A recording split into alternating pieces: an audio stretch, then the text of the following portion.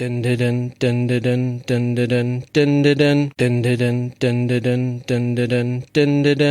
the doctor, this is my section. Earth is under my protection. Planet of birth is Gallifrey. I've got 2 hearts, your life is saved. Run into the master, raw Missy. Come on, Alonzo. Alonzi. I am a Time Lord. No, I'm not rich. 12 bodies a man. Now it's time for a switch. Don't look like that. I'm in great health. You were expecting someone else? Regeneration. Oh, such fun. When I say run, run, run. What's up, my boy? Peace and sanity. Sorry, mustache. Reverse the polarity. Sometimes I'm north, but always a limey, wibbly wobbly, timey wimey. Jump in the TARDIS, go for a ride. It's bigger on the inside. Exploring all of time and space. Oh, what's that? Exterminate. Cyberman, a Daleks, baby. Would you like a jelly baby? Time's ticking, we'd best go. A new adventure, Geronimo. I am fantastic, so are you. Best come with me. I'm Doctor Who.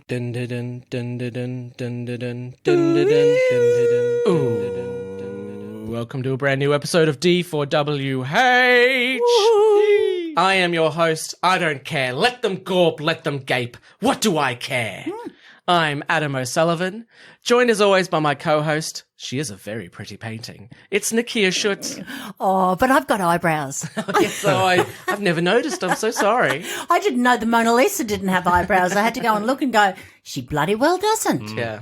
She shaved them off one day. I'm going to try this out. Oh, that was a mistake. Did the painting Mona Lisa shave off her eyebrows one day? Yeah, no. Did the real Mona Lisa do it and the day before the sitting, you see? Maybe she burnt them off and she's like, oh, I'm so sorry. I don't have any eyebrows.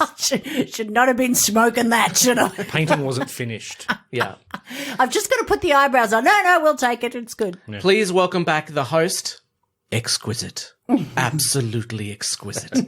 It's improviser, MC, and cosplay extraordinaire, Scott Driscoll. Hello. Welcome back. Welcome me all back, yes. Thank you. Oh, we will. We'll Good. do it all episode. I know. Welcome him. Welcome. Ignore me. Yeah. Who said that? That's right. We've got Scots. They're selling out. Is there 7 of me? Yes. Yeah. Okay, good. There are. One's Half the of original. you have "This is a fake" written on the back. Have you seen? There was a picture on Facebook that someone had done a cosplay of Scarleone, and they had a painting that says "This is not a fake." Oh. Yeah. Someone cosplayed him as the slimy, slippery count or as the slimy, slippery alien. Yeah, as the alien. Because I've got to know. His eyes here, right, in the middle of his forehead. How's he see through the person mask? Okay, so I had the same question. I've actually written that one down as well. Yeah. My theory is the mask, the human mask that he has that's quite good and has fooled people for apparently Thousands of years. Millennia. Yeah. Yeah, it's only when he starts taking it off that it looks pretty shit, I can tell you. But my thing is, it's alien technology, and there's a little screen in the middle of the forehead. Yeah. Sort of like Iron Man. Yeah. When he's in his helmet. Yeah. Because there's no eyes in the mask.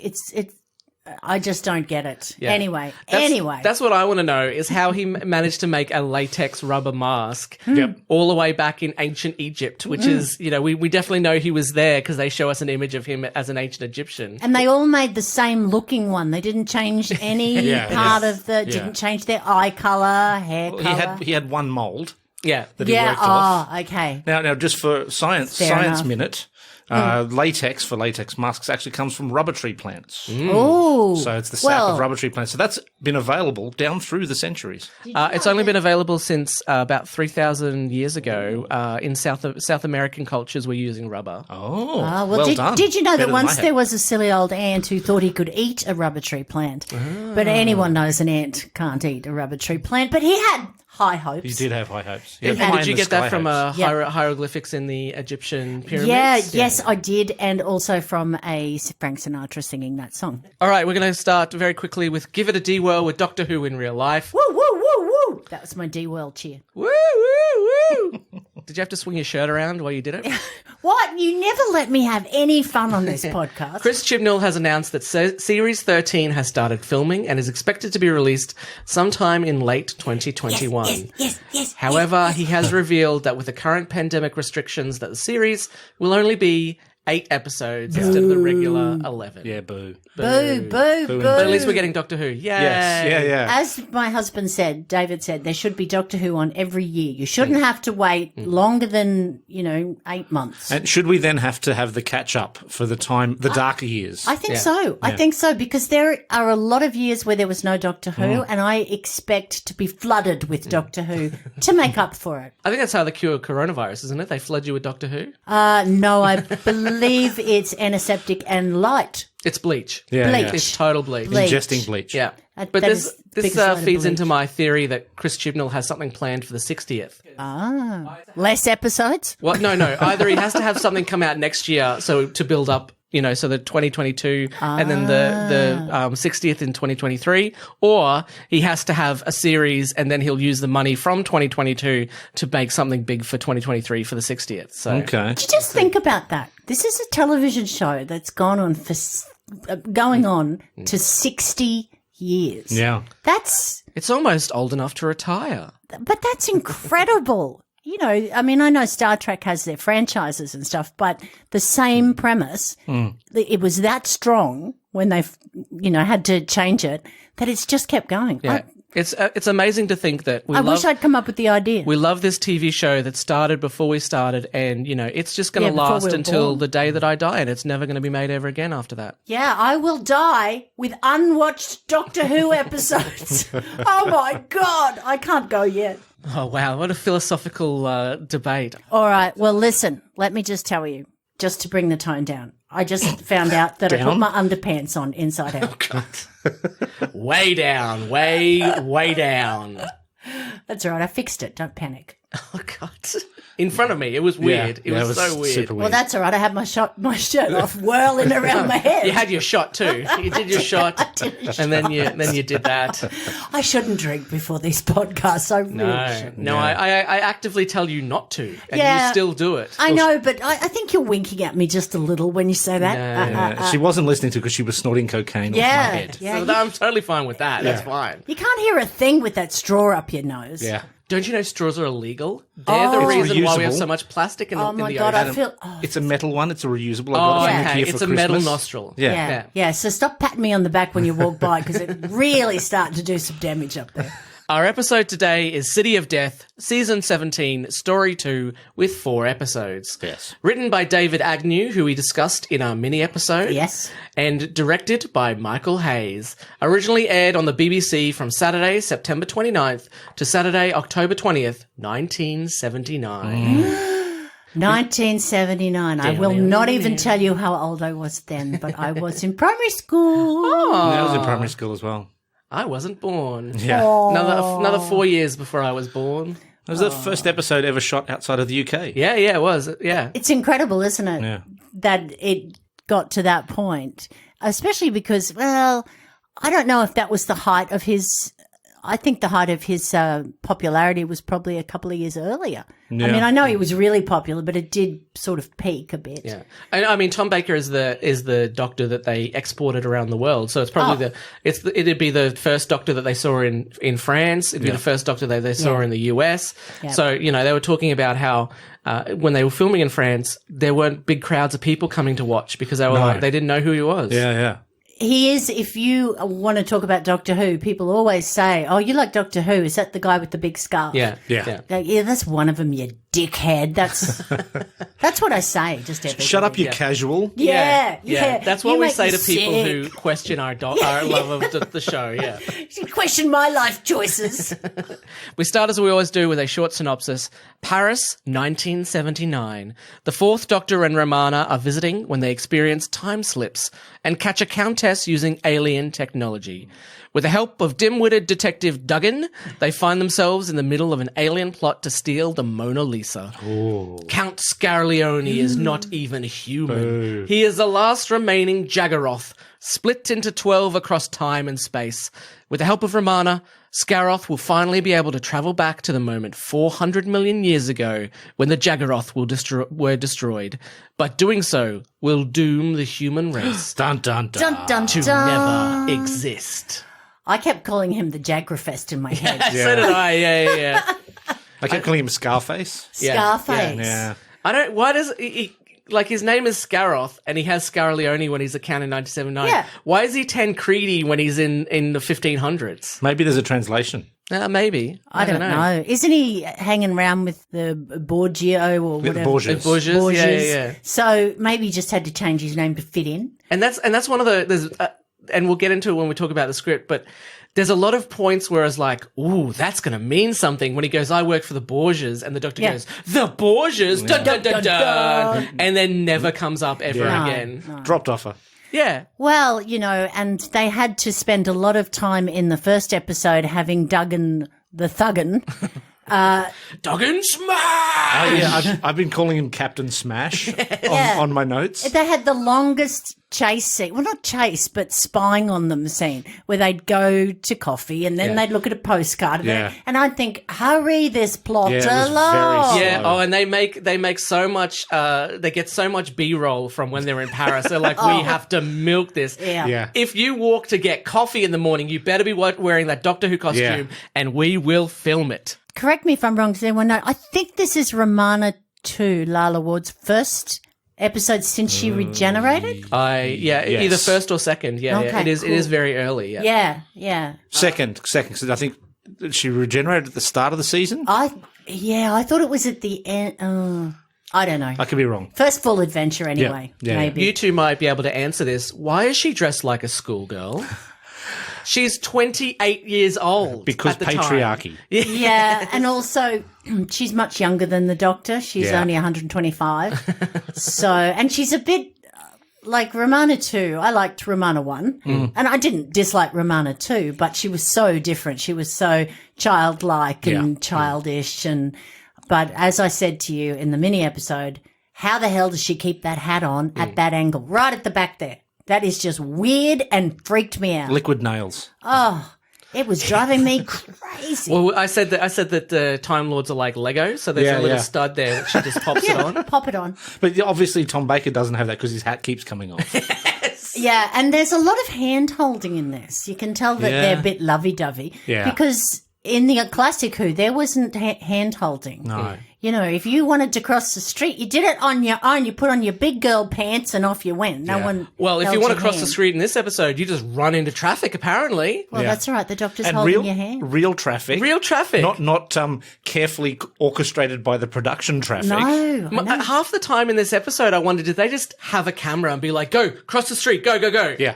Yeah, that'd be great as your main actors get hit by a car on the way. Well, I liked the scene on the train where the other passengers on the train were just passengers on the train. Just staring straight into the camera. Yeah, the lady with the doors closed. Yes, you just I, look at, I was mesmerized by her. I rewound that like 3 times. It was so funny. My really funny moment was when the poor old professor died. That is the most hilarious death. Oh, yes. I haven't seen a good one like that since Revelation of Genesis of the Daleks. Remember when we said the deaths got more and more dramatic? Yeah. Oh, and he did the whole... But the thing that makes it is the massive pause he makes, and then he starts doing it. I'm like, what is going on? It looks like he's pulling some of those Trumpian dance moves there. Oh, God. So good. It was so bad it was good. I loved it. Oh, me too. Earth, 400 million years ago. The last remaining Jaggeroth, I was going to say Jaggerfest. I know. Jaggeroth attempt warp drive from the planet's surface, but the ship explodes with a weird warpy effect where it like sucks in and... Oh, I quite liked that. But I think they'd do better if they just took all that sort of bubble wrap painted green off their faces and the false eye at the top. Yeah, and it's like worms or something. Are they made out of worms? I don't know, but his hands weren't all green. No. No, they were in the ship. They were. Ship they were. Yeah. In the ship Well, they weren't any other time. I know. Does he wear gloves? Which makes me wonder. Yeah, does he have a full body? Because the Countess doesn't know, and surely they've slept together. No, not necessarily, because towards the end of the episode, it's like, yes, I just distracted you with trinkets and adventure. It's like, so Count, you just imagine, like, so Count, shall we Go to the bedroom. No, have to go now and rob a bank. And here, look, here's a fur coat for you. Ooh, mink. Stealing the Mona Lisa is my orgasm. Yeah. Yeah, I don't know. And was she wife, partner? I suppose wife. They don't really She's say. called the Countess. Yeah. Yeah, I guess so. Unless he's called Tancredi back in time and he's called Scarlione now, which is probably a bit of a coincidence, if he has stolen someone's life. Yeah. Oh, yeah. Well, he might have. Because I've got to say, if it was me, right, and I was splintered throughout time, there is no way, the way my luck is, that I would be successful in every one of those. Yeah. I would be like calling out, oh, that one died of starvation. Yeah. Oh, We don't talk about that splinter. It's the black splinter of the family. How are we all going to get back together? We're all going to raise money. I haven't got any money. No, I'm just working at the butcher. I don't know how to. I mean, why are they always successful? Why? Because they have the help of the previous splinters, I think is... Yeah. But the first one could have just been shit and not been any help. Alien technology. Yeah, he helps them make fire, apparently. Wow. And the wheel. And the wheel, and then just helps design the pyramids. Oh, it's not just him. It's every time there's an alien, they're always a successful person. Yeah. Yeah. You know, I just think if you threw me on another planet, I'd probably die or get eaten. Yeah. Designing the pyramids, though, that's a quick job. It's a couple of triangles, really. Yeah. Yeah. We spend all this time thinking that aliens must have helped them build the pyramids. Yeah. But no, it was the design that was the difficult part. Yeah, a bit of paper and a pen and 2 triangles. Yeah, and went, look at that. Oh, how do we build it? Well, I don't know. I designed it. I was going to say the ship model is very impressive because is. it has that little spinning bit in the middle and the legs retract. I thought it was very good. Yeah, and nice I model. I liked the bending in on itself instead of trying to make it look like it's being held by string taking off. I think they did a good job. But it literally looks like someone pushed a pencil into it and wow. It is very impressive for the time. I think I put here, nice model, shit VFX. Yes. Yeah. Considering, yes, I thought it was very good. In Paris, 1979, the Doctor and Romana are enjoying the view from the Eiffel Tower with a very long shot. Oh, it's magnificent. Oh, it's magnificent. Oh, magnificent. Got a bouquet. I'm like, oh my God, we're really happy about being in Paris, aren't we? There's a lot of padding in this first episode. Yeah. There's a lot of padding Oh, yes, but in the first 3 episodes. It's really noticeable in the first. They pass a sign that says in French, 3 million years of human adventure. When I first watched this, I assumed what was going to happen was they were going to go to an exhibit and they're going to let Scarlione out of his spaceship, which had been there for hundreds of million years. But now that I know the plot, it's like, was that just a poster that they walked past and they decided, because they feature it so prominently. Again, another offer that goes nowhere. Yeah, I think they probably went, that's a cool poster. Let's put it in the shot. Yes. Count Scarlione is conversing with Professor Kerensky in the basement of his house. The Count hands him 1 million French francs, worth today about 900,000 Australian dollars. Ooh. Oh, I could do with that. Yeah. I wouldn't laugh if someone gave it to me. No. Well, he doesn't really give him 1 million francs because the highest denomination banknote is 500 francs, which means that the Count would need to have about 20 of those stacks to be about 1 million francs. Oh, Unless he handed him American $100 bills. Oh, yeah. No, he didn't. He say French? Yeah, but he would have said francs because they're in France. They didn't look green, though. No, they didn't. Ignore me then. I always find that funny when you go to other countries and their money's all the same colour. And the same size. And ours is also colourful and different sizes. Yeah. But then speaking to people who are like, oh, your banknotes don't get destroyed when you put them in the wash. Like, no, you just keep using them. Yeah. I have actually washed a few banknotes. That's the best when it's better than when you accidentally wash a tissue because then it's fucking all through. It's worse when you wash it and then put it through the dryer. Actually, that's the best way to get tissue off your clothes. Is it? They say. Yeah.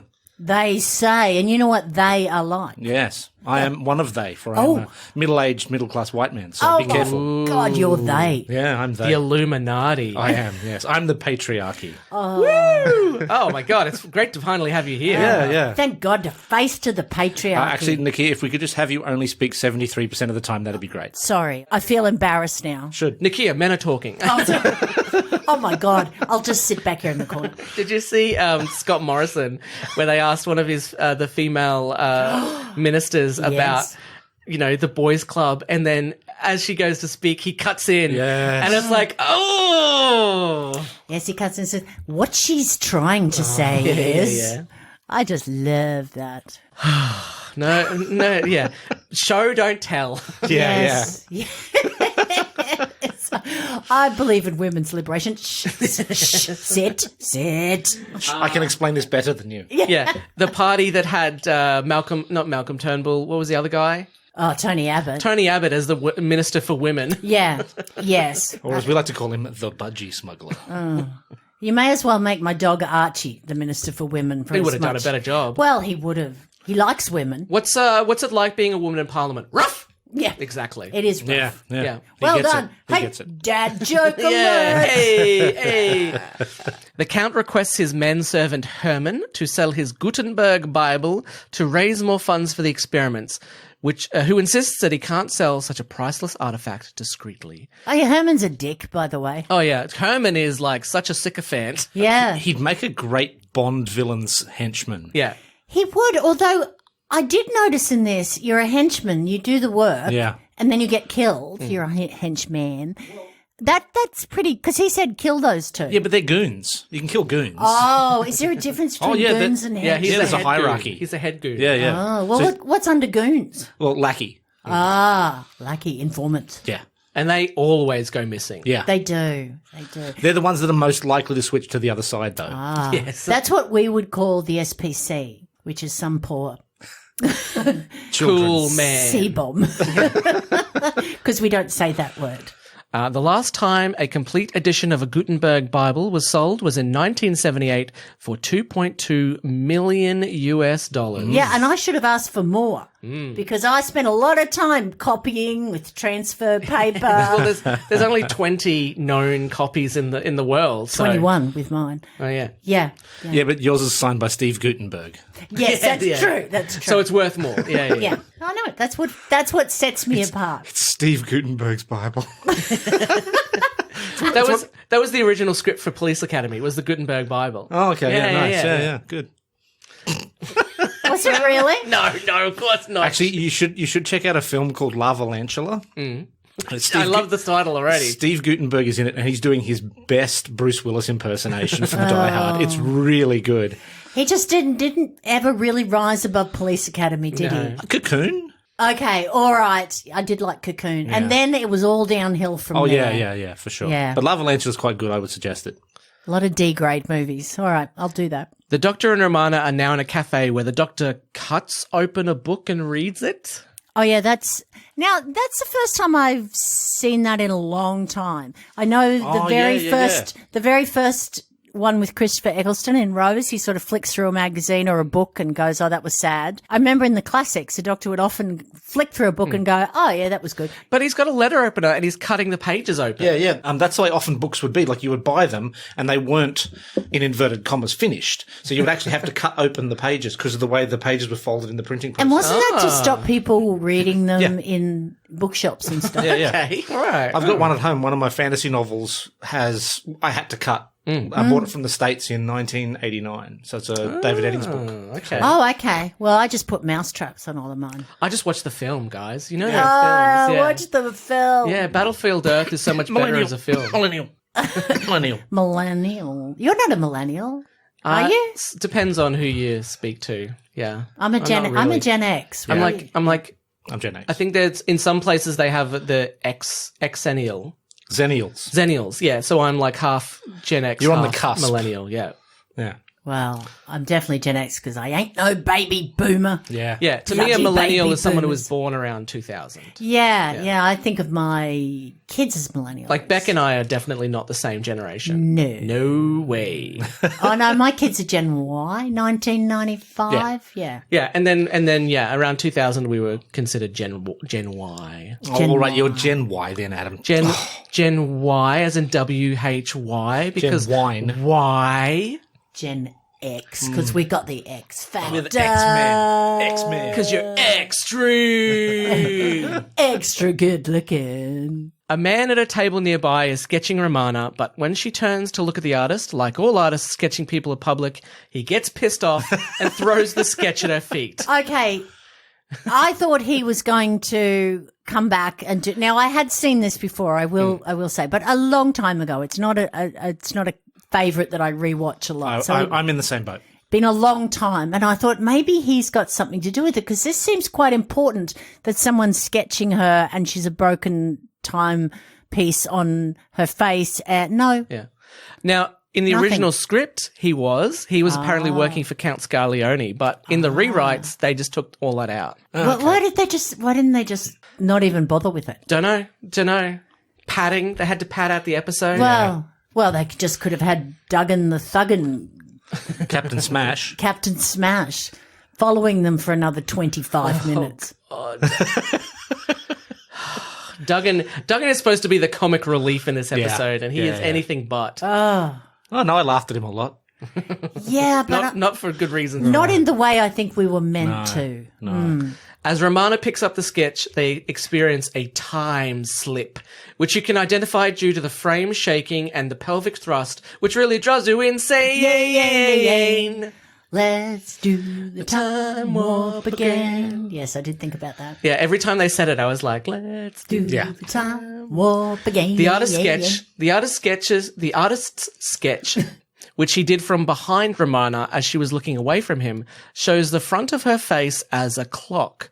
Does Romana have an issue with her face being replaced by a clock? No. Her quibble is that the clock face has a crack in it.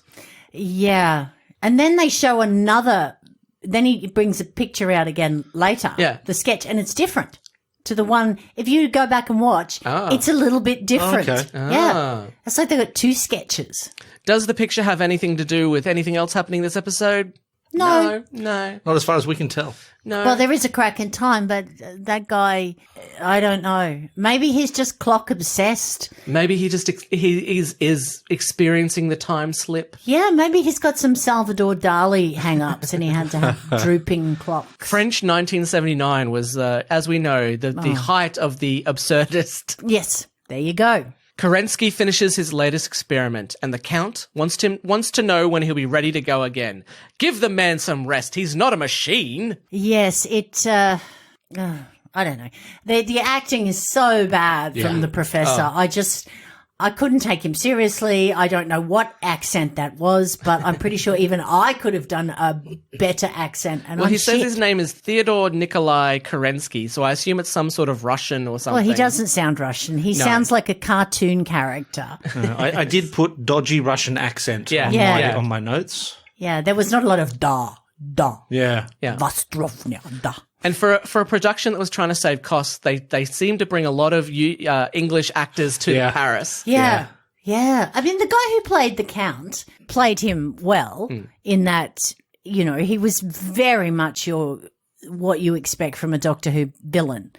Smooth, sophisticated, eye in the middle of the forehead, all those things that I look for in a man. Yeah, bubble wrap. Good with bubble wrap, but the rest of the Countess was all right. Yeah. Although I really kept thinking she was going to set her hair on fire with that big long cigarette holder. Oh, in the fourth episode where she picks up the original Hamlet, and I was like, you are holding a lit cigarette, woman. What are you doing? And the original Hamlet, you idiot. Yeah. And nothing to say about, the finger oils and all that sort of I know. There's no gloves, nothing. No. Oh. Anyway. And they're just flipping through it like, oh, wow, this is great. Yeah, and Herman was all right, but the Professor and Duggan, give me a break. Give me a break. Romana compares the sketch to computer paintings on Gallifrey, so the Doctor takes her to see the Mona Lisa at the Louvre. Wouldn't a computer painting just be a photo? Yes, but in those days... Computers will do everything. Computers were just sort of 79. Computers are just starting to... They're sort of exciting and we don't know much about them, and I think we all thought computers would take over the world. Yeah, unless the computer paintings on Gallifrey are like the computers create something out of their data banks rather than just recreating a photograph of a person. Oh, you think it's 3D AI? art, 3D art. Yeah, like art. Like in the Day of the Doctor. AI creates paintings, basically. Yeah. Oh, yeah, that would be interesting. An estimated 30,000 people per day saw the Mona Lisa in 2019, and yet the Doctor and Romana are able to wander freely around the room where the painting is being held. Well, thank goodness for that. In the same room is a detective, a countess using an alien bracelet, and a man painting on an easel meters away from priceless works of art. Yeah, like... Yeah. So the second time I watched it, I was like, why is there a dude painting? Yeah. Yeah. Oh, and I'm just copying the Mona Lisa. I want to get a really good... That's a really good copy of the Mona Lisa that you're doing there. Yeah. I want to get a good view. And he's not facing any of the paintings either. No, Oh. I couldn't work it out. Maybe he's Weird. the artist in residence. Well, yeah, I was thinking the production crew was like, well, they're in a place where there's paintings. We need so someone there should be painting. someone painting to really Yeah, emphasize. that's really... You're a paint. genius. Yeah.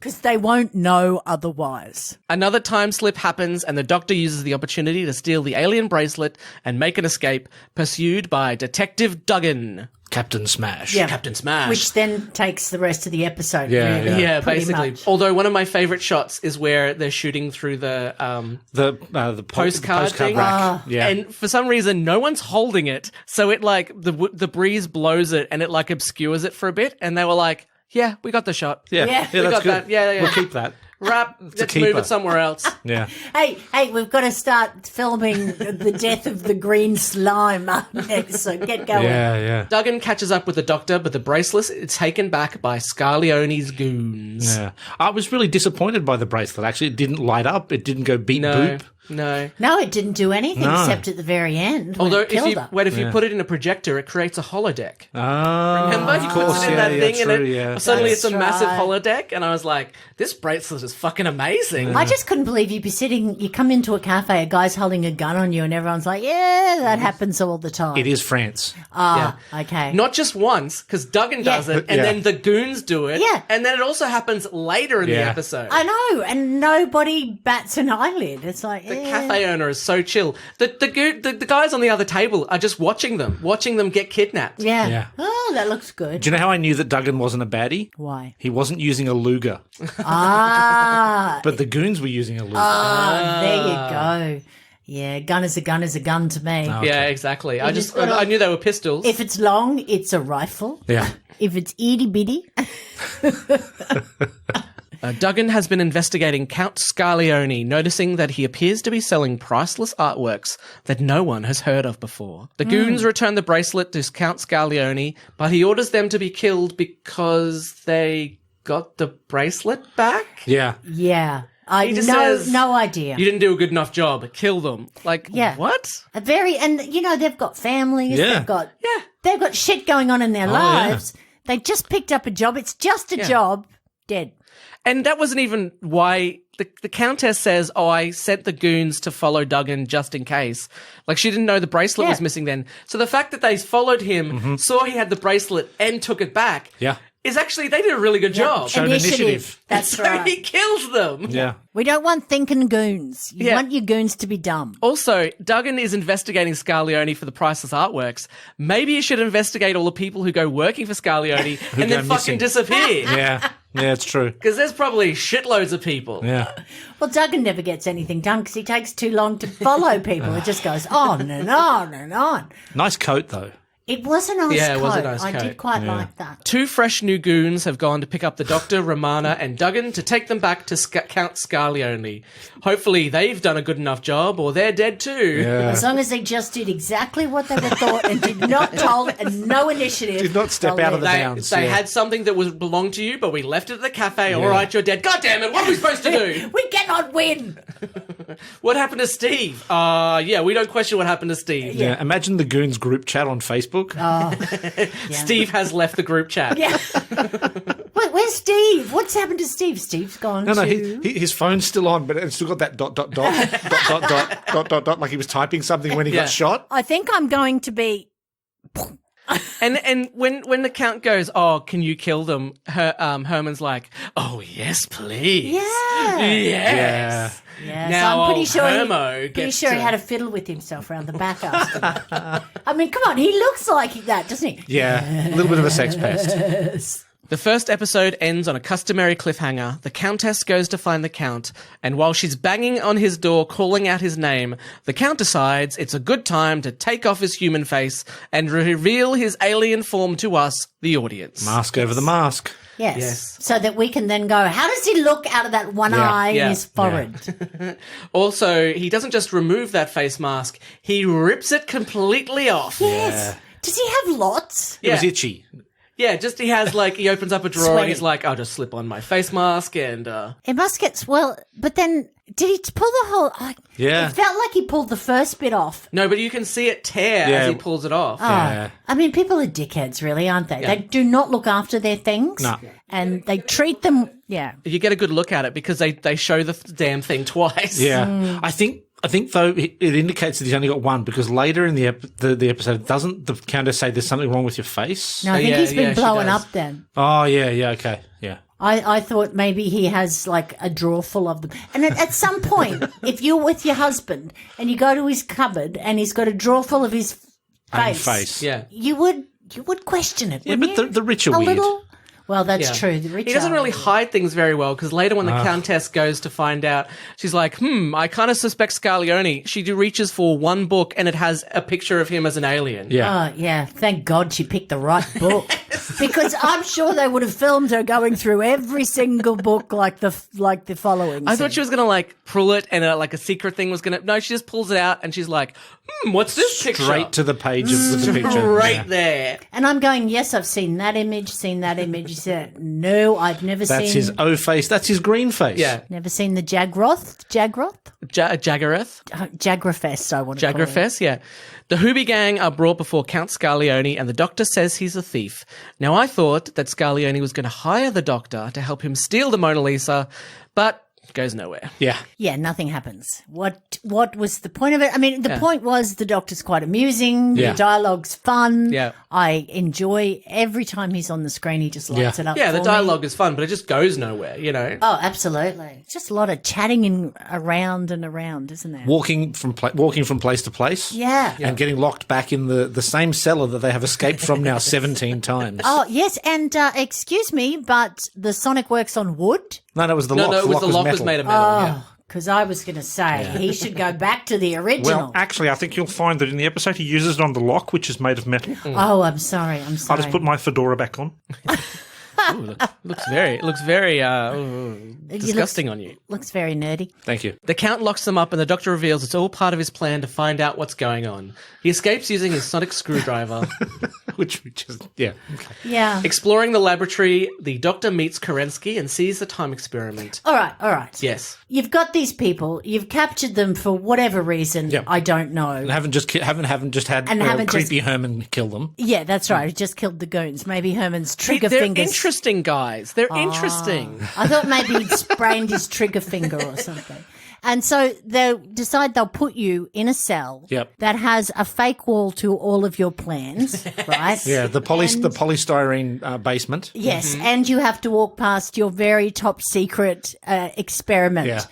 Right, dickhead. Yeah. He's a dickhead. Yeah, you don't have a separate location where you lock up people. You don't have another room? Well, It's a mansion. honestly, it looks like they can't afford to build another set. Yeah. So. Yeah, Yeah. well, that's true. Actually, I must admit, one of the things that I really like about the Fourth Doctor, and the earlier Doctors, that doesn't quite get as big a look in the modern Who, is nobody knows who he is. Like normally, you get the modern Who, it's like he walks in and goes, "I'm the Doctor," and all of the aliens immediately shit themselves. Yeah.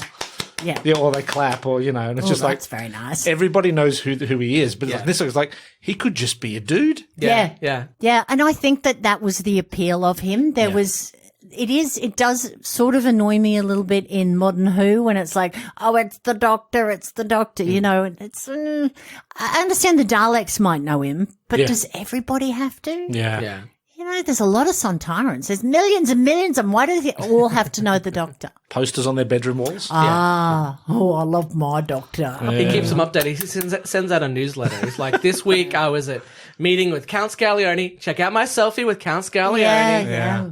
Before he tried to kill me. Check out my computer picture with Count Scaglione. Or does the Doctor, every time they regenerate, do they take a photo and then send it around to him? There's a newsletter. Oh, good.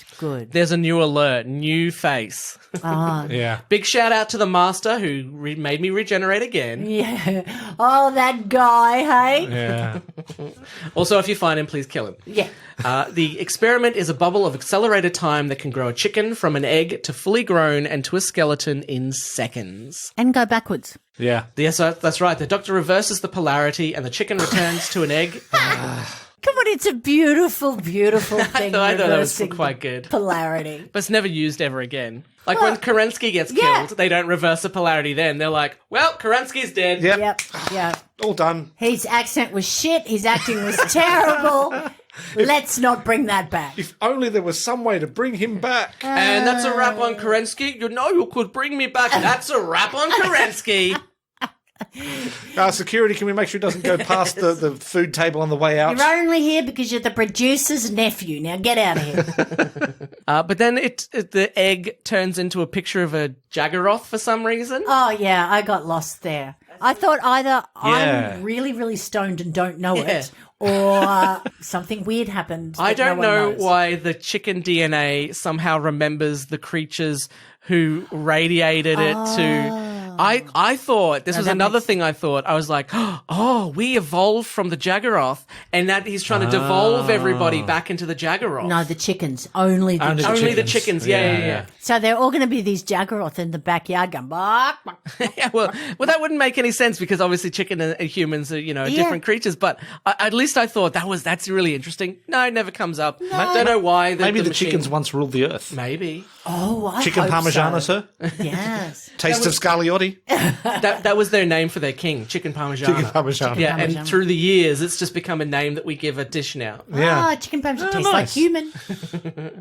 Anyway, Duggan knocks out Kerensky, Captain Smash. Captain Smash, and Romana finds a 400 to 500-year-old bricked up secret room. How does she find that room? She says the measurements. Oh, that room's bigger than this room, and the doctor's like, whatever. Oh, let the little girl have a little dream. Yeah. Shh, yes, that's right. You do that. And it Ramona. turns out she actually furthers the plot more than the doctor does. Yeah. But I've got to say, Duggan's punching Captain Smash. Captain Smash, yeah. It is so poorly choreographed. He does not make contact. The doctor does a punch at some point that just made me laugh. Yeah. It is awful. If your entire character could be replaced by a hammer. Yeah, pretty Yeah. much. He doesn't further the plot at all. Duggan smashes through the obviously foam bricks. Yep. And then they find... I like that the whole wall shakes. Yes. Yes.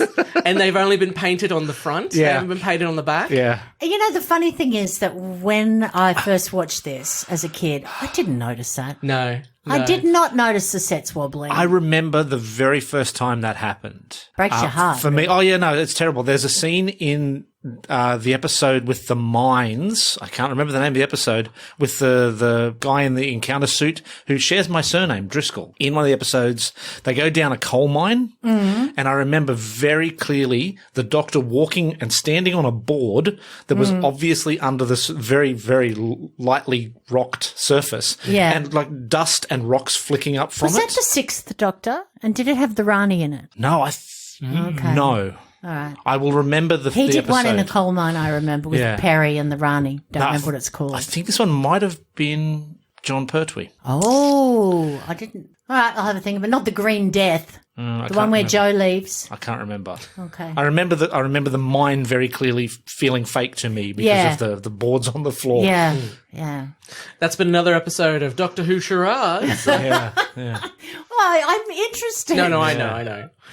It turns out that Duggan knows exactly 7 people who would be willing to purchase a stolen Mona Lisa. I mean, that's convenient. isn't Yeah, exactly. So with the 7 copies, Scagliotti could make at least 100 million for his time experiments. Good point that he didn't know 6 or 8 people, because then they would have been like, well, we have no idea what this plan is. Yes, Yeah. I know. Thank God he knew 7 people. So that's a point at which Captain Smash furthers the plot because he knows that there there's we 7. go. Oh, that's right. It's a throwaway line. He Yeah. says, I know at least 7 people. Yeah. They couldn't have just figured out that he wants to sell fakes of the Mona Lisa. Like, if you saw... Shh, quiet. Shh. I know. There are some points that are so we get down to the minutiae of it. yeah. It's so intricate, and there's other bits that could have been important that they just go over. Upstairs, the Count is going through his plan, showing the goons to enact the plan to steal a Mona Lisa using a sonic knife to cut through the glass. Then a prismatic field bends the lasers to allow the painting to be removed without tripping the alarms. None of them go, holy shit, this is amazing technology! I know. I was thinking that, and I love the word prismatic. Prismatic. It's pretty good. That's like KTEL, automatic. Yeah. Just another day in the life of a goon of an evil genius, I suppose. Yeah. Mixomatic. I'm just going to say matic things Okay, now. all right, good. Any others? Toastomatic. Choppermatic. Hydromatic? Lovermatic. God, please stop. Kissomatic. Do we think that Doctormatic?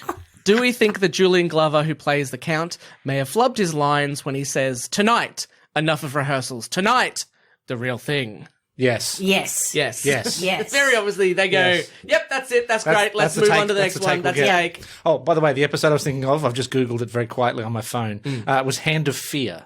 Oh, Hand we of did Fear when Hand they're of in the Fear. quarry. Mm. Yeah, no, Yeah. that's Tom Baker Yeah. and Sarah. That's the Jane one where he Smith. steps on a Her mine. last. Yeah. Steps on a landmine. That's her last one. Well, her last classic one. Yeah. Yeah. Yes. Unless we count Canine and Company. Well, we don't. Or Five Doctors. I do. I just read the book of the Five Doctors. It's actually better than I It's good, isn't liked it? the Five Doctors, but the book is so good. It's one of the few Doctor Who books I retain. Yeah, me too. Silver cover. I really enjoyed it. And the other one is Paul Cornell's Human Nature with Sylvester McCoy's Doctor. Oh, nice. That is a really good book. This has been Book Corner for Yeah, I haven't read any of the D4WH. books. We weren't recording for political corner. No. But we will. The Count, who has changed into his garish green silk robe.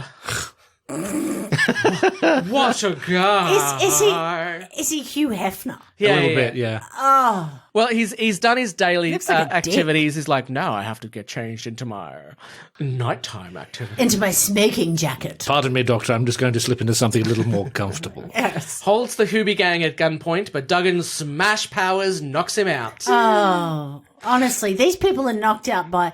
I mean, you watch one of those American action movies, right? Yeah. And it takes like 9 billion punches to knock someone out. You'd actually be dead. But in these ones, you just kind of flick your fingers towards them. Scarrother's got a glass jaw. Yeah, and if someone is knocked out, is unconscious, they're probably going through, Brain bleed. brain bleed. Yeah. They're probably in a coma, essentially. Now, this is a weird bit. They go to leave the chateau, but the Countess points a gun at them from behind a plant, which somehow gives Duggan enough time to grab a vase and knock her out. Oh, yeah, he's amazing. Yeah, I'm like, why doesn't she shoot him? Don't pull on the threads Why at him. does he shoot him? Don't pull on the threads at him. Oh, why does everyone tell them his plan and then go, because you'll be dead soon? Yeah. Do you know why? Do you know why that worked? Why? Because someone on the writing staff went, I've got a really good joke about a Ming vase. Yeah. That was a good joke. Yeah. He couldn't have just knocked it over. Yeah. No, but see, if he'd done that, the doctor would have gone, oh, don't worry, it's a fake.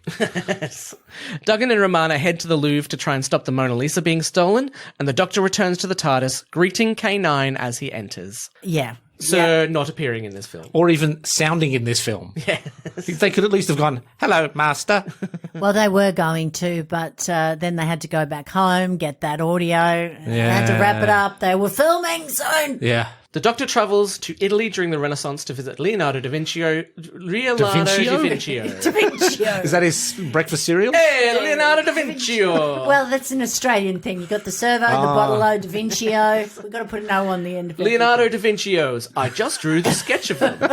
It's a perfect circle. It's a perfect circle. It's hard sometimes not to say Leonardo DiCaprio. Yeah. Yeah. But finds Captain Tancredi instead, who is identical to Count Scaglione and knows who the Doctor is. Oh, I know. And he's got the best page boy hairdo. Oh, I love it. I will Yeah. say that's probably the thing I liked most about this episode is that I just assumed that Count Scaglione is an alien. He's just been living throughout time, blah, blah, blah. When they reveal that he's been splintered into different parts of himself, I was Yeah. like, oh, that's Maybe really he was interesting. Leonardo da Vinci. Yeah, maybe he made Leonardo da Vinci's. Yes. And that's... The chocolate. But, I mean, at least that you kind of... It gave you some empathy for why he wants to bring himself... You know, you want to bring yourself back together. It would feel weird. Pull yourself together, man. I'm trying. I would. Yes. I need time. What do you think I've been doing all these years? Romana and Duggan are too late to stop the Mona Lisa being stolen, so Duggan sets off the alarms and they hurl themselves out the window. Captain Smash! He's not got a cut on him. Nothing. Nothing. And from memory, I think like the Mona Lisa is not on the ground floor. And you have to get through a lot of rooms to get to the Mona Lisa. I haven't seen it. Oh, I've not seen it in person, but I believe it's like on a second or third floor. I've got to get there. Damn you, COVID. You were going to go to Italy? Yes. That'd be a shame because it's in France. No, I was going to go to France. I want to see the Louvre. I did art history in high school. I did art for the history, not because I like any of the other stuff, but I love the history. You did amazing artworks, but you threw them all out because you're like, Yeah. I'm just doing it for the history. Oh, God, no. I can't draw to save myself. They decide to break into the cafe and get drunk until the morning? Like, is that their plan? Yeah, I don't know. Why are they meeting at the cafe? Isn't there somewhere that's open? Because they built that set. Yeah. They smash open the door and in the morning, cafe owner is totally fine with them just being there. Oh, it's those guys. They're just We've been invaded by everyone for the last 120 years. What is one more person bashing through my door at 3 o'clock in the morning? And then later when the doctor's like, hey, remember those two people I was with? He doesn't no, go, I do not remember them. He doesn't go, oh, you mean the two people who broke into my fucking cafe? Yeah, of course I fucking remember them. Oh, yeah, no, they're gone. I took the white flag down. Yeah. Do we think Duggan opens all his wine bottles by smashing open the top? You know, and all I kept thinking was there'd be itty bits of glass in your drink. Captain Smash. Romana does do a little bit where she pretends to take some glass out, but I was like, you're drinking glass! I'm still getting over the fact that he leapt out of a window and doesn't have a cut on him. No. Yeah. Most people would leap out of a window. Certainly me, I'd get my jugular Yeah. and that'd be it. Yeah. They were talking, there was dialogue, but all I was thinking was Duggan was holding that bottle like he was going to take a swig out of it. I was like, what are you doing? Yeah. There's a giant, sharp thing. Oh, he's going to poke cut your himself. lip. You cut your lip. That's all I could think about. It's very distracting. There's a lot of things in this serial that were very distracting, and Do you know what I think? Okay, thinking back to when I originally saw this, because I watched all of them obviously as best I could. This one, not one of my favourites. no, me either. I didn't have very strong memories of it, except for the mask over the mask thing with the green face. And I remember distinctly the Medusa door that they go through into the chateau. The door's got like Medusa on it. Yeah. But this episode as a whole really feels like it's maybe they wanted to do a Bond film. Yeah, I get that. It didn't work because the only thing that I remembered from it was John Cleese. Yeah, John Cleese. Yeah. Leonardo da Vinci Who not appearing. and the Mona Lisa. Yeah. That was it. Well, the I basis couldn't was even remember the alien. a detective novel series from the 20s. So sort of James Bondish. Yeah. But it was like he was supposed to be a more inept detective than or spy rather than James Bond. Like Johnny English or something like I think that. like that, yeah. Okay. And remember, the script was rewritten over a weekend, you know? Yeah, that's true. I mean, look, I can't fault some of the great lines in it. It's just that the actual narrative is... Yeah, I mean, I've only seen a couple of episodes from the classic series, but it seems like, considering the fact that they had to write one a week, it's good that parts of this even make sense, you know? Yeah. Tancredi and Scarlione are the same person. Scaroth of the Jaggeroth. The explosion fractured Scaroth throughout 12 time periods of human history. Homo sapiens have been around for an estimated 500,000 years, so the chances of any of Scaroth's fractures to end up during that period is 1.5%. Yeah. For any of his fractures to have appeared between 5000 BCE, or around the first ancient Egyptian empires, to the year 2000 would be about 0.021% or 21 hundredths of a single percent. What are you, K9 or C3PO with I you? had to work that out. Oh, really? 400 million years and all of them end up when humans are around? That is amazing. Or, a bunch of them got really bored. Yeah. Well, maybe there's others of him that just died. The unsuccessful ones. Yeah, that's a good point. Like me. By comparison, Scaroth is basically guaranteed that at least one of him was hanging about with the dinosaurs, considering they were around for about 179 million years. Yeah, try selling one of them a painting. Yes. Yes, that's right. Just run and get out of the way. Pyramids, guys. Pyramids. Rah! I eat you. While Scaroth gets the thumbscrews, the Doctor takes a picture of his manservant so he can write on the canvases with felt tip in English, and then leaves a note for Leonardo da Vinci, also in felt tip and in English. In reverse, though. Yes, in Yes. reverse, that's right. But reverse English. Yeah. Yes. And Leonardo da Vinci was known to write in mirror writing so that people couldn't read his notebooks. Unless they had a mirror. Yeah. Yes, exactly. Which just doesn't quite seem to work. Seems like time intensive It, to me. it does seem time intensive for the fact that I can just come in and go, I know what you've been up to. Yeah. Yeah. I brought a mirror. It's also quite interesting because when I was a kid, you know, they used to have like puzzle books where it was writing it, you know, you could just read it without looking in a mirror. So how, like, maybe they just didn't think of, you know. Yeah. Oh, they weren't very sophisticated. No. I wasn't going to say that, but I'll let you say that. Dumbasses. Romana figures out that Scarleone is trying to build a time machine, so leaves a message for the Doctor and heads back to the chateau. The Doctor, meanwhile, easily gets into the Louvre, where police are investigating the missing Mona Lisa. Yeah, but he does that all the time. Yeah. The Doctor does that all the time. He Just does, walks into true. open crime scenes. True. It's that ultimate confidence thing where it's like, I belong here. I'm going to just walk in. He doesn't just walk in, he walks up to the guards and they were like, the Mona Lisa's missing. I'm like, how do they know who he is? Well, they're just telling people. I mean, when you've got some good gossip, you can't wait to get it out. Well, you're talking about the novels. In the novels, they say that he had an old unit passcode that he Yeah. got through. Well, that would Yeah, make sense. that's true. And they replace that in the modern Who with the psychic paper. Yeah, exactly. Yeah. He talks to one random employee and then heads to the cafe where he gets Romana's message. So why? So he talks to the guy, the tour guide, The tour guide. Yeah, the just a French random tour guide. employee. who just looks terrified. Really. She goes, you should speak to the police. And he's like, nope, that's it. I'm done here. Bye. And I'm thinking to myself, what were you doing here? You Yeah. knew they were going to steal it. What?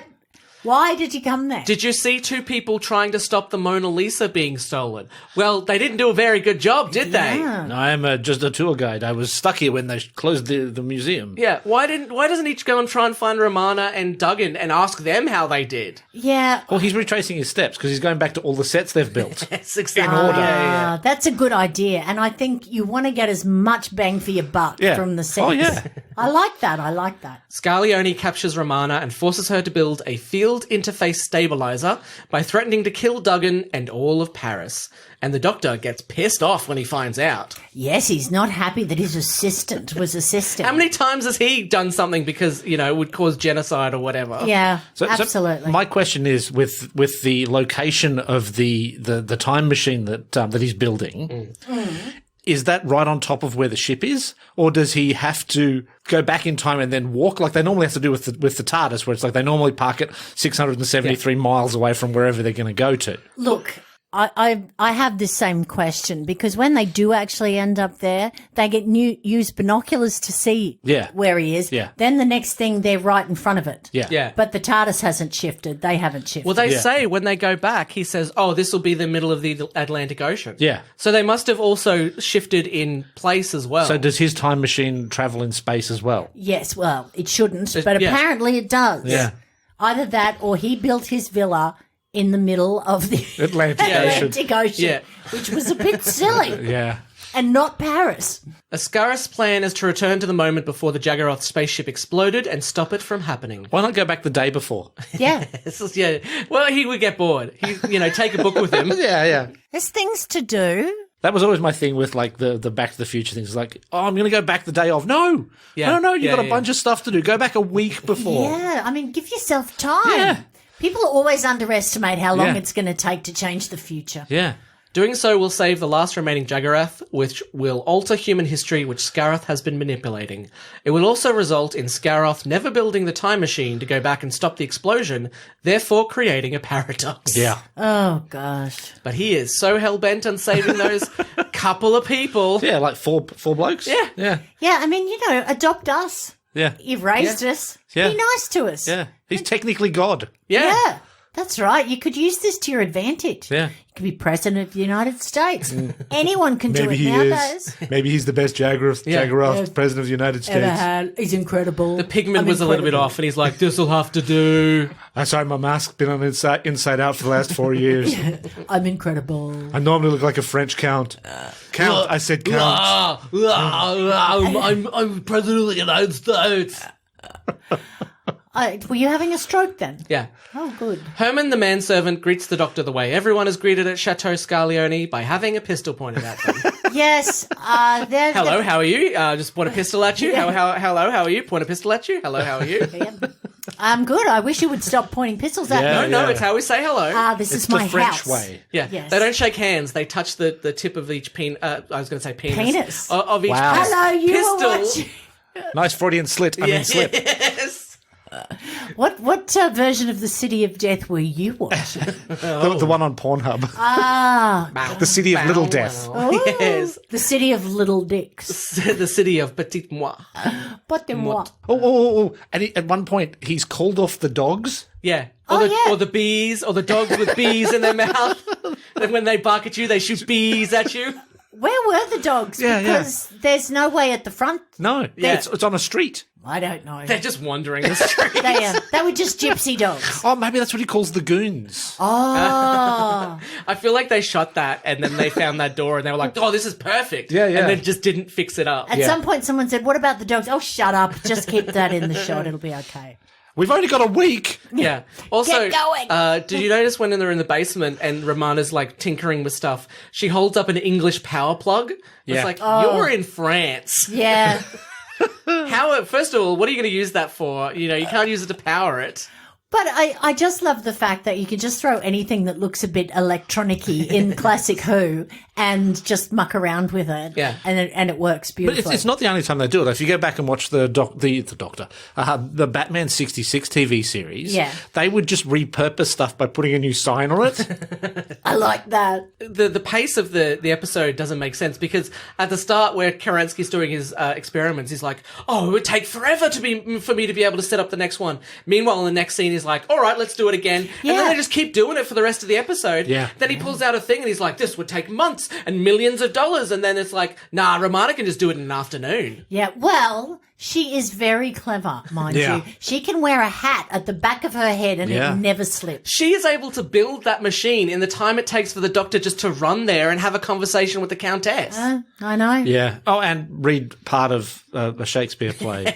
Yeah, and the Countess is very clever as well because she manages not to set the whole place on fire with the world's longest, most ridiculous cigarette holder. Yes. Yeah.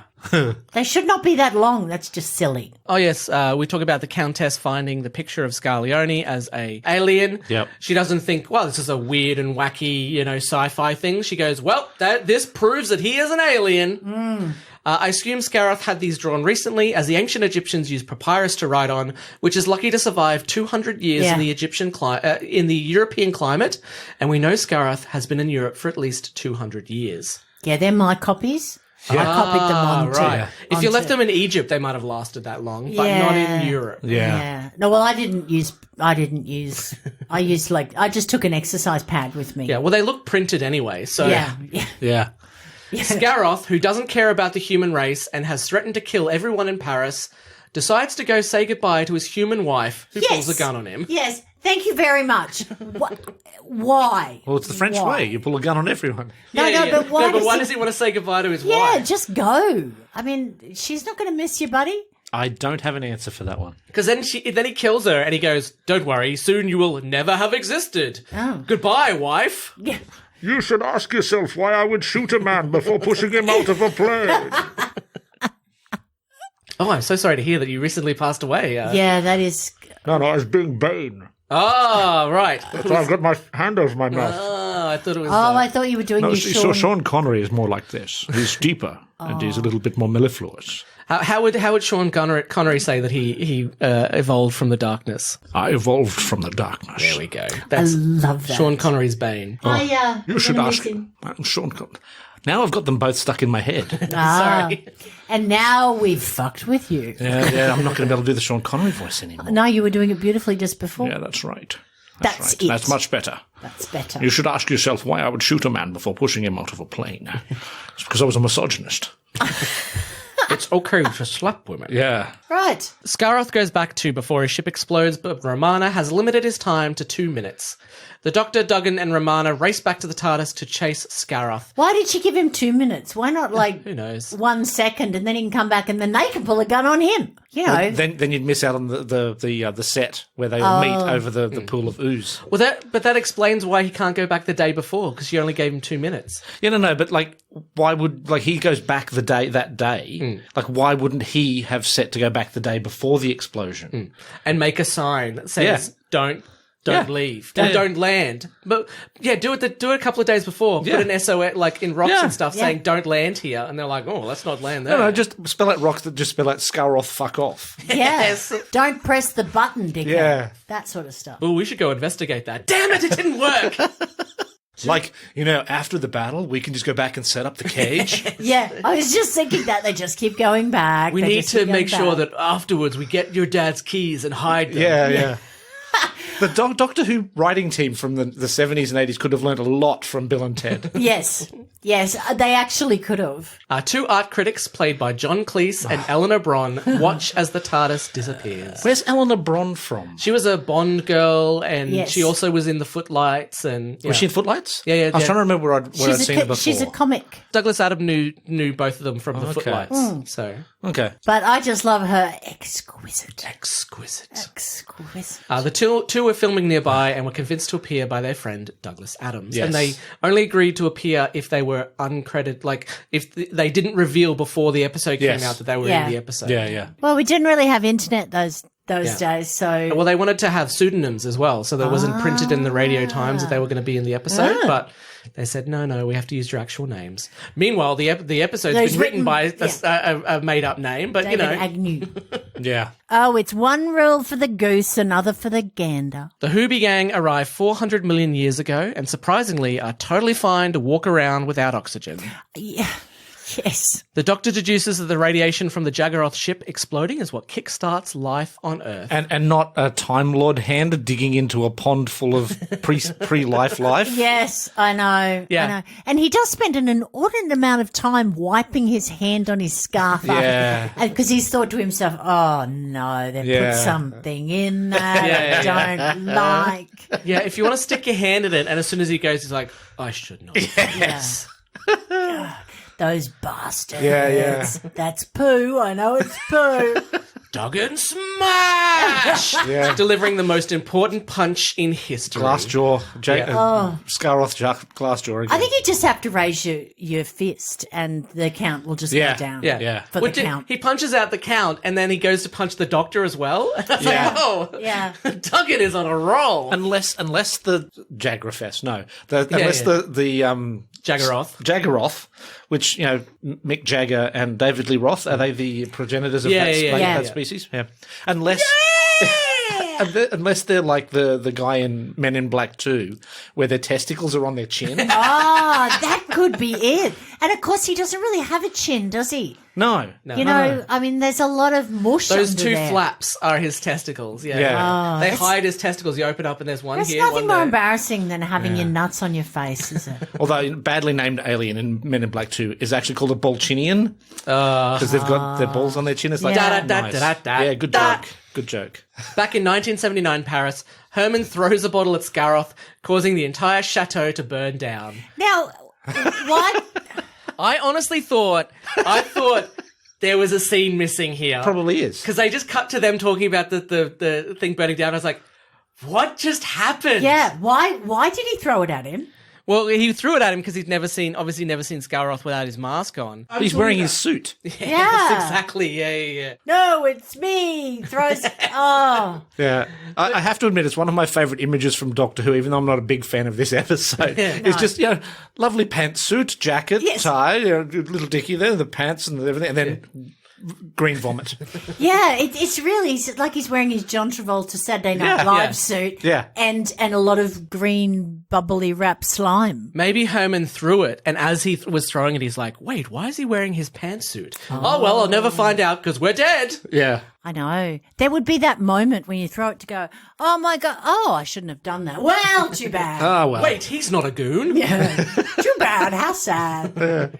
And really, he loves to kill things. So why wouldn't he have thrown it and gone, He's probably got 6 guns on him. He probably should have pulled out a couple of guns. Yeah. Like, I must say hello to him in my customary fashion. Yeah. Hello, bang, bang, bang, bang, bang. This is the first time someone hasn't pulled out a gun. Yeah. The only Mona Lisa to survive was one of the ones where the doctor wrote, "This is a fake on." Yeah. This Canvas bothered me felt so much. They didn't need to include that in it at all. No, it was just annoying. Yeah. It annoyed me. I'm sorry. I just It grabbed really the nearest one to the door. And the doctor goes, "Well, if you have to scan it to find out that it's beautiful, therefore the doctor is saying that all fakes of the Mona Lisa are absolutely fine because they look good." They were still Mona Lisas painted by Leonardo da Vinci. Well, that's true. How do we know, except the fact that it says this is a fake behind it, that he didn't like it so much he painted several? Yeah. Yeah. You know? Although, looking up the Mona Lisa, anyway. What, All you're of them looking up her identical. dress? No, apparently he kept work. He supposedly painted it between 1503 to 1506, but then other people think that he might have done a first draft and then done the actual one. Yeah. Other people think that he painted it and then kept working on it until he died. So the idea that he finished in 1506 and then went on to paint 6 more is crazy. Yes. Yeah. And they wouldn't have looked exactly the same anywho, unless he was doing paint by numbers. Any Doctor Who.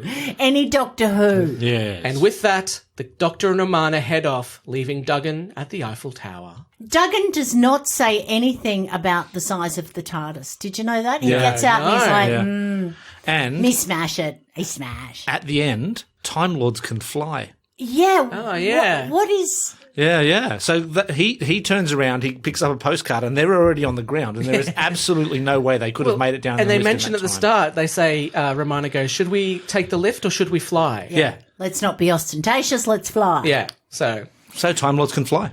No, they can't. Or maybe they can. Maybe the timeless children from where Jodie's from can fly. Chris Chibnall is picking up a thread left from the City of Death. I think there's a It's few. his favourite episode.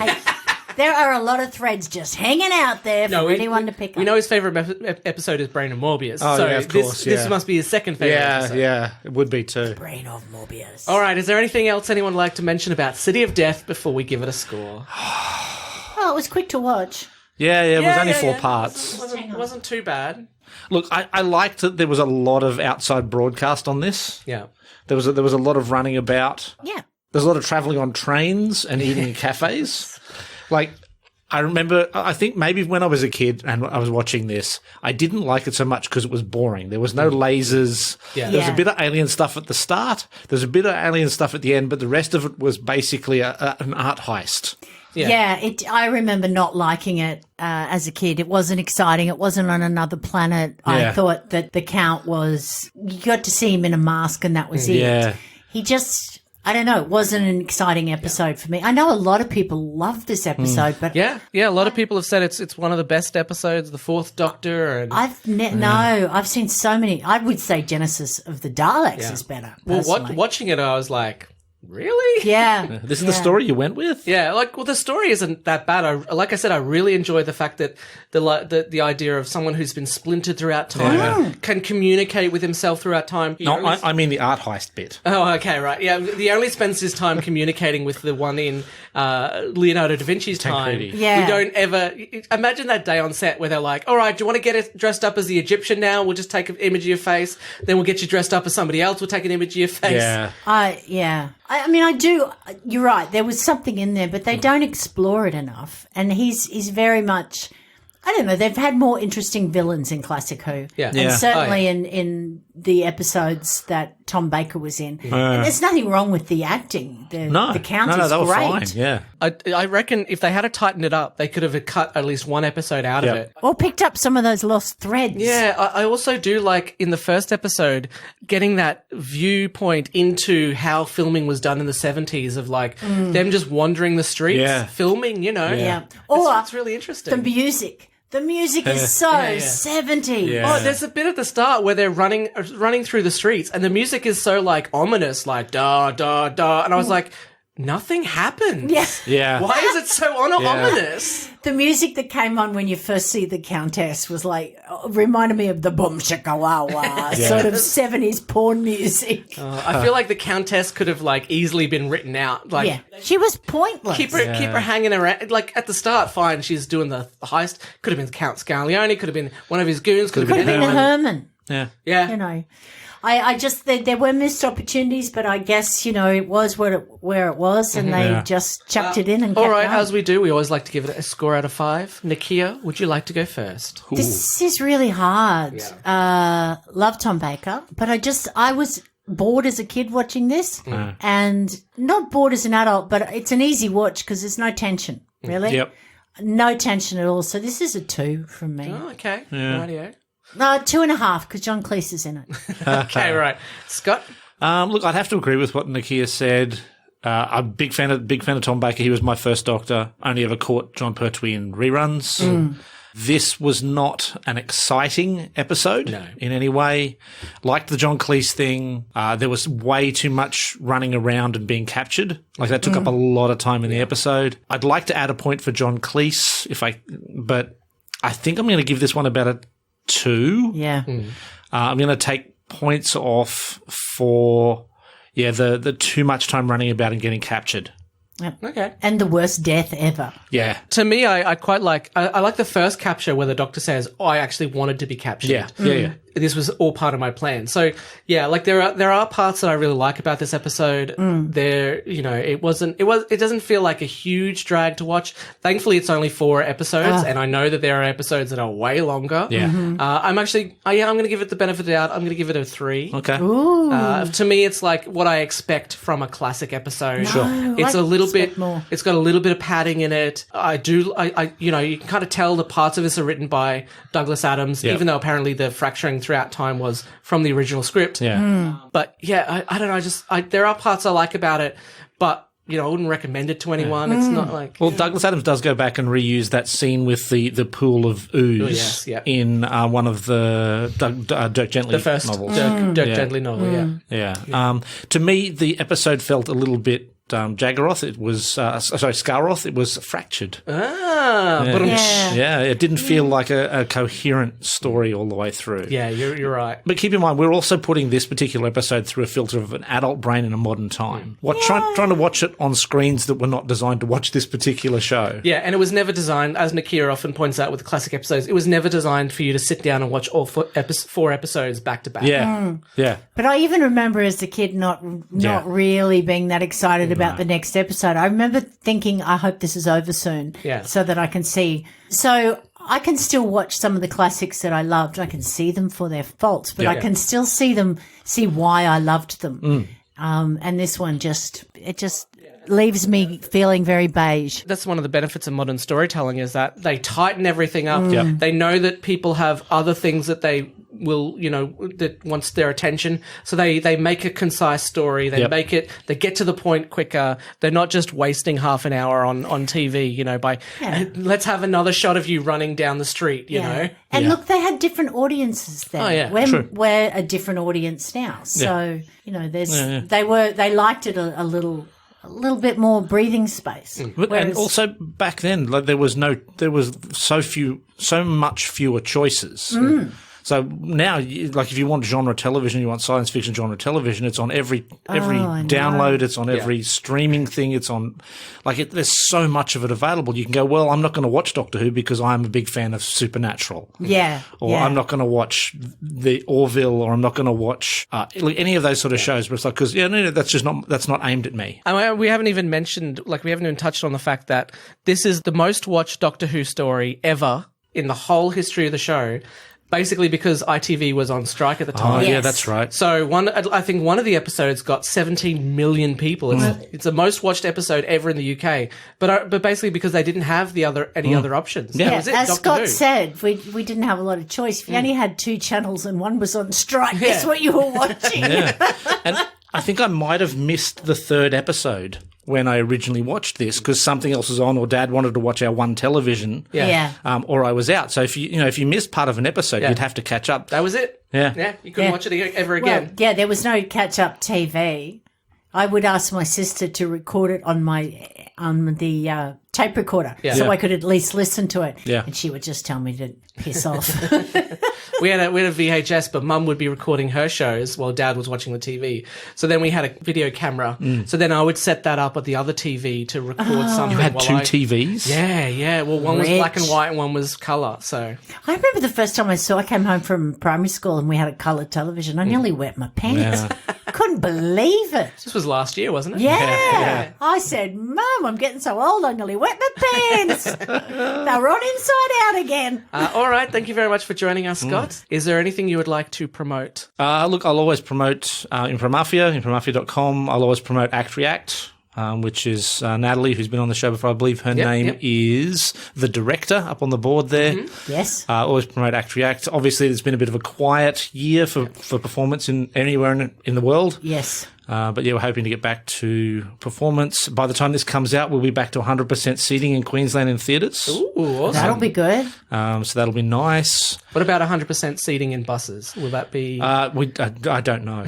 Or as I've been referring to them, plague tubes. plague tubes? Plague tubes. Oh no, I meant for for Speed the Movie you were the doing Play. Speed the Movie the Play Look, when the pandemic hit. It would be really nice. I don't know whether we're going to do it or not, but it would be really nice to just finish those last 2 weeks of this because we were literally doing Speed the Movie the Play when the pandemic hit. You were almost completely sold out too. No, we were sold out. Yeah. Yeah, we're completely sold out 2 Horrible. whole weeks. Thousands of dollars that that Natalie missed out on. And Poor thing. hundreds that the actors missed out on and anyone else that was involved with the performance. Yeah.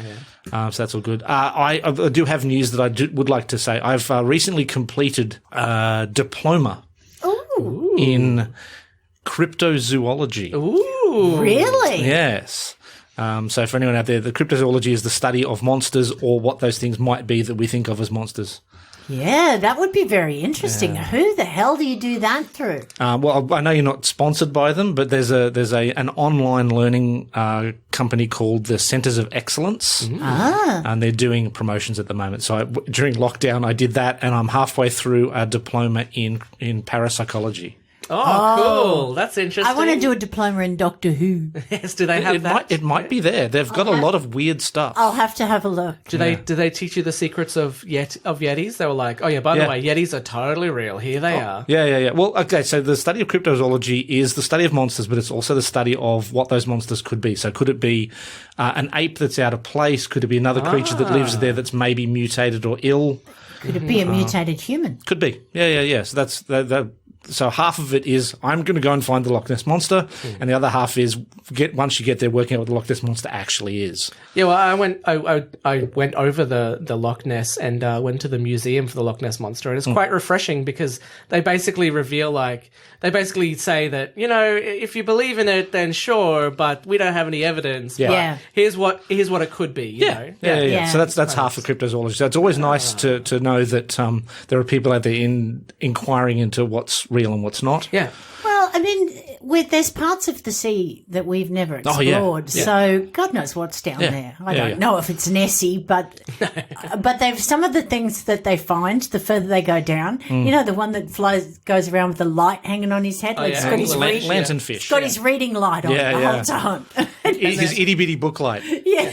And they're basically like love that. colourless and see-through because they don't need any, Melanin. Yeah. Yeah. And a very famous Doctor Who link back is Brian Blessed is one of the world's most famous cryptozoologists. Oh, really? Yeah. Big fan of the Yeti. He's often found in the Himalayas trying to find the Yeti. Hang on. Do we think that the people who think they found the Yeti have just found Brian Blessed? Yeah, probably. Probably. I'm not the Yeti! What are you doing here? All I remember from Brian Blessed, besides Doctor Who, is Flash Gordon. Yeah. Yeah. Oh, that I love was that. bad. I love that we just tried to do dueling Brian Blessed impressions. Well, considering I'm a woman with a girly voice, I probably sucked. Gordon's alive. That's it. I love him. Look him up online. He's fascinating, and he is insane bonkers. Just cryptozoology all over the world. Oh, well, when I've finished my study that I'm doing now, I'm going to see if there's a diploma in Doctor Who. Could be. Whoviology? Whoviology. I just thought I could teach it. And please welcome to the stage in a PhD in Doctor Who, Nicchia Should. Dun dun dun dun dun dun dun dun dun dun dun. That will be Dr. Nicchia Should. Doctor Who, Just Nicchia. call me the doctor. Nicchia, anything to plug? No, not as yet. And yeah, I'm basically finished performing for the rest of the year. Finished Big Fork. Oh, we've got Improv Mafia's got I think 2 more things. We've got something on this Sunday which will be too late, and I think we've got one thing that might be still to come after the 16th. I mean, it's the end of the year. Yeah. Basically, where did it go? I mean, I do know that I spent a lot of time moving to Canberra and then getting stuck here and then finally moving back. Yeah. But that's my 2020. It has been quite the unusual year for everybody. Next year, we're going to have a bunch of episodes where you just say you're moving to Sydney. Oh, I mean, and then we'll be like, no, Adelaide. it was all a hoax. no, Yeah, I'm afraid you're stuck Hobart. with me. I'm staying in Brisbane now. Ooh, well, this is the Good last data. episode. No, Oh, I'm joking. I'm joking. you cut out my plugs. You hate me. There were no plugs. There might have been. Yeah, you can check out Big Fork on YouTube. There'll be. He's so controlling and Yeah, bossy. I know. We can check out Big Fork on YouTube. We should just keep talking over him while he's trying to do his plug. Really pisses him off. You can check out Big Fork on YouTube. There are some shows on there you can check out that I were on. Rawr. He were on them. He were good. Him speak good. As always, you can follow Adam O'Sullivan Comedian on Facebook and visit thenerdinfinite.com. Get the word out. Scott, can I have a location and an object? Location is a quarry, and an object is a punch bowl. A punch bowl. You might be in a quarry bringing your punch bowl because someone told you there was going to be a party, but there isn't. What they're doing is they're filming another episode of Doctor Who, and they're filming 3 episodes at once with different doctors, and you don't know what's going on. And all you do, so you take your keys and you put them in a punch bowl, even though it's got punch in it, and you try and swing with the Doctor Who cast, and they're like, no, gross, get away. And then you reveal that your name is Adam O'Sullivan, and you are trying to promote the D4WH podcast, And they never listen. and they never listen, No. and they kick you out. Oh. And that's why I started this podcast. Until next time, keep searching the skies for the Doctor. Goodbye. Bye. Bye. This has been a production of The Nerd Infinite. And then the sound of dragons spitting fire and stuff. What? Why are you looking at me like that?